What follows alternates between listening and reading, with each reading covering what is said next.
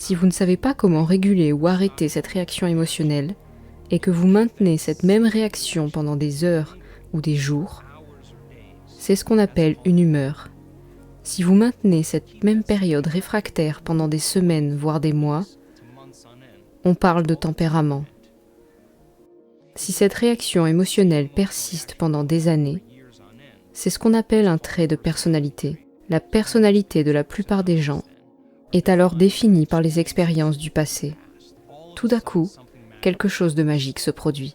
L'acte d'ouverture de leur conscience fait que les différents compartiments du cerveau qui étaient subdivisés, comme une maison contre elle-même, commencent tout à coup à se synchroniser, à s'unifier.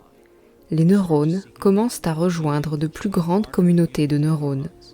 Ce qui était auparavant un cerveau incohérent commence à devenir plus organisé et plus cohérent. Nous pourrions appeler ça l'aspect divin de nous-mêmes. Dans la création, le cerveau et le corps reviennent à l'homéostasie. Il y a une expansion de l'énergie ou une libération de l'énergie des tissus. Le corps se met en état d'anabolisme ou de réparation des tissus. Il y a la santé, l'ordre, la régénération dans le corps. Des émotions sincères élevées comme l'amour, la joie, la confiance, la connaissance, la gratitude commencent à mobiliser toutes ces nouvelles substances chimiques qui commencent à réparer et à régénérer le corps. Lorsque nous sommes dans cet état de cœur, nous avons tendance à être moins égoïstes et plus altruistes.